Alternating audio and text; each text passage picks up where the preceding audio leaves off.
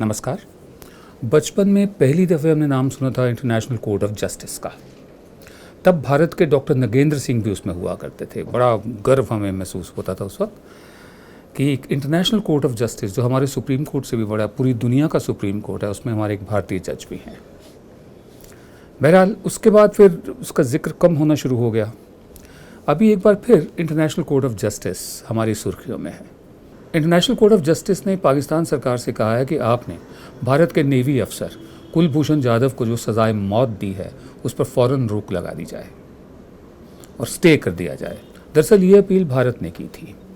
भारत ने international court of justice में appeal की थी कि इस जो डेथ सेंटेंस है इसको फ़ौरन रोक दिया जाए, क्योंकि ये हमारा हक बनता है कि हमारे जो राजनयिक हैं पाकिस्तान में, जो डिप्लोमेट्स हैं पाकिस्तान में, उनको कुलभूषण जाधव से मिलने दिया जाए। लेकिन बार बार पाकिस्तान से कहने के बावजूद पाकिस्तान ने हमारे राजनयिकों को, हमारे डिप्लोमेट्स को इजाज़त नहीं दी कि कुलभूषण जाधव से वो मिल सकें जिसे उन्होंने सज़ाए मौत सुनाई है। अब कुछ लोगों को तो ये भी मानना है कि टॉर्चर की वजह से कहीं कुलभूषण यादव अब हो ही ना, लिहाजा पाकिस्तान आनाकानी कर रहा है। भारत ने जब फैसला किया इंटरनेशनल कोर्ट ऑफ जस्टिस में जाने का, तो ये उन तमाम कोशिशों के बावजूद था जिन पाकिस्तान ने जिनको माना नहीं। वो जितनी भी दफ़े पाकिस्तान से कहा गया कि हमें उससे मिलने की इजाज़त दी जाए जो हमारा नागरिक है। वियना कन्वेंशन 1963 का जो है वो ये कहता है कि अगर किसी देश का नागरिक दूसरे देश में कैदी हो तो उस देश के जो डिप्लोमेट्स वहाँ पर हैं उनको काउंसलर एक्सेस जो मांग रहा है कैदी उसको देनी चाहिए, और जो डिप्लोमेट्स उस देश के उनको मिलने की इजाज़त होनी चाहिए। पाकिस्तान मान नहीं रहा है इस बात को। लिहाजा हरीश साल्वे ने बड़ी काबिलियत से इस केस को पेश किया है और पाकिस्तान को बता दिया है इंटरनेशनल कोर्ट ऑफ जस्टिस ने कि फ़िलहाल फ़ौरन रोक लगा दी जाए। अभी केस आगे चलेगा, दिलचस्प है देखना क्या होगा, लेकिन सवाल ये उठता है कि पाकिस्तान के सामने ऑप्शंस क्या हैं, रास्ते क्या हैं बच निकलने के, और इंटरनेशनल कोर्ट ऑफ जस्टिस की आज के दिन प्रासंगिकता, रेलेवेंस कितनी है, चाहे वो दो देशों का मामला हो या दो से ज़्यादा देशों का मामला हो। जस्टिस और डिप्लोमेसी के पॉइंट ऑफ व्यू से ये केस बहुत ही दिलचस्प है। 46 साल में ये दूसरी बार है जब इंडिया आईसीजे के दरवाजे को खटखटा रहा है, और सवाल बहुत ही सिंपल है।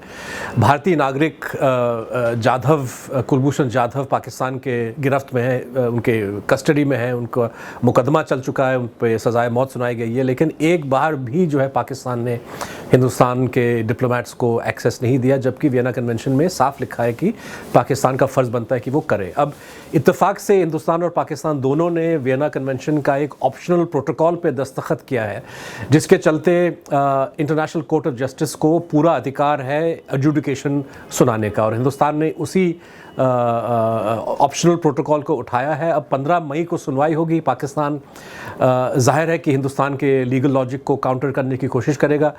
इशारा जो इस्लामाबाद से मिल रहा है वो ये है कि 2008 में एक बायलैटरल, एक दो तरफ़ा जो एग्रीमेंट हिंदुस्तान और पाकिस्तान ने साइन किया, जिसमें लिखा गया था कि कॉन्सुलर एक्सेस टू प्रिजनर्स एक तरह से डिपेंड किया जाएगा अगर वो जो प्रिजनर है इसके कोई पॉलिटिकल या सिक्योरिटी मायने इन्वॉल्व है कि नहीं है। पाकिस्तान इस इशू को साइड कर रहा है, लेकिन जो लीगल एनालिस्ट हैं उनका मानना है कि वियना कन्वेंशन में जो पाकिस्तान का ऑब्लिगेशन बनता है वो सबसे जो है ज़्यादा अहमियत रखता है, और कोर्ट आईसीजे जब सुनवाई होगी मुझे लगता है कि तवज्जो जो है वियना कन्वेंशन के ऑब्लिगेशंस पे देगा। जो एक तरह से लोगों का डर है कि आईसीजे जाने के बाद बहुत सारी और चीज़ें वहाँ पे डिस्कस होंगी, कश्मीर का मसला वहाँ पे उठेगा, ऐसा हो नहीं सकता। बहुत ही एक लिमिटेड, बहुत ही एक नैरो केस है जो हिंदुस्तान ने उठाया, और फैसला जो है सिर्फ़ और सिर्फ उसी पे आईसीजे सुनाएगा। इंटरनेशनल कोर्ट ऑफ जस्टिस के सामने ये जो पिटिशन लगाई गई, इसे मिनिस्ट्री ऑफ एक्सटर्नल अफेयर्स की लीगल एंड ट्रीटीज़ डिवीज़न साथ में हरीश साल्वे ने मिलकर तैयार किया था। ये उनकी काबिलियत का ही नतीजा है कि इस तरह का फ़ौरन एक स्टे आ गया है टिल फर्दर हेयरिंग। अब हेयरिंग शुरू होएगी, उनके भी वकील आएंगे पाकिस्तान के, हमारे भी यहाँ से जाएंगे। देखना ये होगा कि किस हद तक पाकिस्तान इस मुद्दे का इस्तेमाल कश्मीर को इंटरनेशनलाइज करने के लिए करता है, और देखना ये भी होगा कि हम किस हद तक कामयाब होते हैं ये बताने में कि जो आतंकवाद का केंद्र है वो पाकिस्तान है, वहीं से ही टेरर एक्सपोर्ट होता है। हम भी यही कहते हैं, अफ़गानिस्तान का भी यही मानना है और अब ईरान का भी यही मानना है। अभी 2 दिन पहले भारतीय सेना के कैप्टन उमर फयाज को कश्मीर में कुलगाम से उनके घर से अगवा किया गया और बाद में उनकी लाश नज़दीक के गांव में मिली। कुछ रिपोर्ट्स के मुताबिक उनके जिस्म पर टॉर्चर के निशान हैं, उन्हें वैसे गोली मारी गई, और एक रिपोर्ट के मुताबिक समीर यासिर की रिपोर्ट है उनके दांत में नहीं थे उस वक्त, यानी टॉर्चर बहुत बुरा किया गया। उमर फयाज भारतीय सेना में कैप्टन थे, तो शायद मकसद ये भी हो सकता है एक संदेश देना कश्मीर के युवाओं को कि भारतीय सेनाओं की तरफ या पुलिस की तरफ मुँह मत करें, नौकरी मत ढूंढे। जबकि बहुत बड़ी तादाद में कश्मीर के जो नौजवान हैं वो पुलिस में भी भर्ती होते हैं और फ़ौज के लिए भर्ती होने जाते हैं, CRPF, BSF इनके लिए भी जाते हैं। कश्मीर में इस वक्त जो हालात हैं, यकीन नहीं होता कि इसी कश्मीर के हालात को बेहतर बनाने के लिए सन 1994 में जब PV नरसिम्हा राव हमारे प्रधानमंत्री थे तो उन्होंने United Nations human rights commission की जो बैठक हुई थी जिनीवा में, उसमें डॉक्टर मनमोहन सिंह और सलमान खुर्शीद के साथ साथ विपक्ष के नेता अटल बिहारी वाजपेयी को भी भेजा था। अब ये स्टेट्समैनशिप थी, ये सयानफ थी, ये सही मायनों में राजधर्म था पूरी दुनिया को और पाकिस्तान को संदेश देने के लिए कि कश्मीर के मामले में हम सब एक हैं। भारत में चुनाव के दौरान हम एक दूसरे के खिलाफ बेशक लड़ते हों। ये सन 94 की बात थी। आज जम्मू कश्मीर में और केंद्र में एक ही पार्टी की सरकार है, जम्मू कश्मीर में PDP के साथ मिलकर। लेकिन हालत ये है कि कश्मीर का जो आवाम है, कश्मीर का जो नौजवान है, वो पूरी तरह कट चुका है। दरअसल एक दफ़े मुरली मनोहर जोशी वहाँ झंडा फहराने गए थे लाल चौक पर, फ़ौज के साए तले, फ़ौज की प्रोटेक्शन में, जबकि हकीकत ये थी कि वहाँ झंडा हमेशा से तिरंगा फहराया जाता रहा है, हमारी फ़ौज फहराती रही है। लेकिन एक ही हमारे यहाँ की जो राजनीति हो गई है शोमैनशिप की, हर चीज़ को हथियाने की, ये उसकी शुरुआत थी। उस यात्रा के संयोजक थे मौजूदा प्रधान सेवक नरेंद्र मोदी। तो मुरली मनोहर जोशी वहाँ पहुँचे साधुओं की टोली को लेकर और उनकी खूब आवभगत हुई। दूध और बिस्किट उनको दिए गए थे, उनके हाथों में त्रिशूल, छोटे छोटे खिलौना त्रिशूल भी थे। नारा दिया गया, जहाँ हुए बलिदान मुखर्जी वो कश्मीर हमारा है। कश्मीरी को थोड़ी हैरानी हुई कि मुखर्जी, उन्होंने पूछा इनसे कि मुखर्जी कौन थे, कश्मीर में रहते थे? वो बोले नहीं। तो फिर मुखर्जी साहब का कश्मीर से क्या रिश्ता था?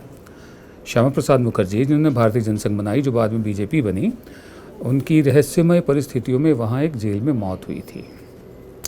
फिर दूसरा नारा दिया गया, दूध मांगो तो खीर देंगे, कश्मीर मांगोगे तो चीर देंगे। यानी कश्मीरी पंडितों की ट्रेजेडी जो थी उसके कंधों पर सवार होकर भारतीय जनता पार्टी कश्मीर में एक राष्ट्रीय पार्टी बन के आ गई। और जब कश्मीरी पंडित वहाँ से उजड़ के निकले, उनको जम्मू तक में जगह नहीं दी गई। वो केस अलग से है। हाल ही में हुए उत्तर प्रदेश के चुनावों में ये बात स्पष्ट हो गई कि इस नारे का इस्तेमाल चुनाव में कितना हुआ। योगी आदित्यनाथ जो मौजूदा मुख्यमंत्री हैं, उन्होंने इसका कितना इस्तेमाल किया। दूध मांगोगे तो खीर देंगे, कश्मीर मांगोगे तो चीर देंगे। ये उत्तर प्रदेश के चुनाव में इस नारे का इस्तेमाल हो रहा है। बहरहाल इस वक्त कश्मीर, ये कहना कि हाथ से निकला हुआ है, गलत बयानी होगी। लेकिन 2-4 सवाल ये उठते हैं सीधे साधे कि जो कहते हैं दूध मांगोगे तो खीर देंगे, कश्मीर मांगोगे तो चीर देंगे, क्या उन्हें कश्मीर की रियल एस्टेट चाहिए, ज़मीन चाहिए, कश्मीरी नहीं चाहिए साथ में? या कश्मीरियों को पाकिस्तान भेजने की बात करनी, जैसे औरों के साथ होता है, इन्हें पाकिस्तान भेज दो, उसको पाकिस्तान भेज दो। जैसे पाकिस्तान ने अपने दरवाजे खुले रखे हैं और रखे भी हों। तो जो जिसकी ज़मीन है, जो जिसकी जगह है, सदियों से वहाँ रहते आ रहे हैं, वो क्यों भेजा जाए उनको? दूध मांगोगे खीर देंगे, कश्मीर मांगोगे चीर देंगे, लेकिन कश्मीरियों को उत्तर प्रदेश से निकालेंगे, कश्मीरियों को PGI के डॉक्टर इलाज नहीं करेंगे, कश्मीरियों को राजस्थान से निकालेंगे, बिट्स पिलानी से निकालेंगे और फिर कहेंगे कश्मीर हमारा है। वहाँ जितने पत्थर चलते हैं, जब पत्थर चलते हैं जम्मू कश्मीर में, यहाँ जो बाकी का हिस्सा है हिंदुस्तान का, यहाँ पोलराइजेशन करते हैं ये लोग, हिंदू मुस्लिम को अलग करते हैं, उसको इस्तेमाल करते हुए पथराव को। और यहाँ जब कश्मीरी को बाहर निकाला जाता है कहीं से भी, वहाँ उसका इस्तेमाल किया जाता है और पत्थर चलाने के लिए। यानी दोनों एक दूसरे से प्रतिस्पर्धा कर रहे हैं और दोनों का मार्केट शेयर बढ़ता जा रहा है।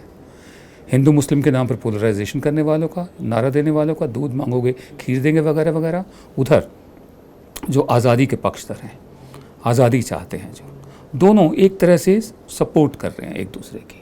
कश्मीर में जवानों की बेदर्दी से हत्या हो रही है, साथ ही आम नागरिकों की मौतों का सिलसिला भी जारी है। इन दोनों के लिए ही सरकार जिम्मेदार है। सरकार की जिम्मेदारी इसलिए और बढ़ जाती है क्योंकि एक ही दल की सरकार केंद्र में भी है और राज्य में भी।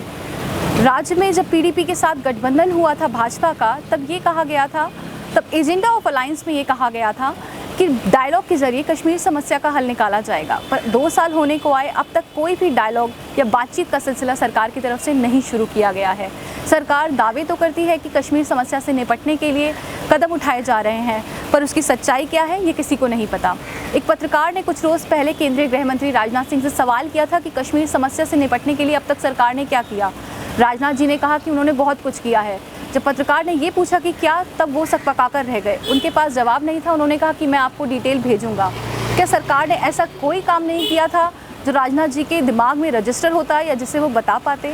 गृह मंत्री के इसी रवैये से साफ हो जाता है कि सरकार कश्मीर समस्या को लेकर कितनी संजीदा है। कभी कभी तो लगता है कि नोटबंदी की तरह जिस तरह मौजूदा सरकार हमारी क्लूलेस रही है, उसे मालूम नहीं है कि हासिल क्या हुआ है। बिल्कुल कश्मीर को लेकर भी क्लूलेस है कि आगे का रास्ता क्या है। बस जब तक राजनीतिक फ़ायदा मिल रहा है कश्मीर को जलने दो। इधर भी मिल रहा है, उधर भी मिल रहा है। हम उम्मीद करते हैं कि प्रधान सेवक हमारे इस मामले पर ध्यान देंगे। वो दिवाली मनाने तो वहाँ पहुँच गए थे, लेकिन इस मामले पर ध्यान देंगे और कश्मीर को किस दिशा में जाना है, आगे क्या करना है, कुछ सारा सियाने लोगों से सलाह कर लेंगे। सारी पावर, सारी सत्ता 2-3 लोगों के हाथ में नहीं होनी चाहिए। नमस्कार।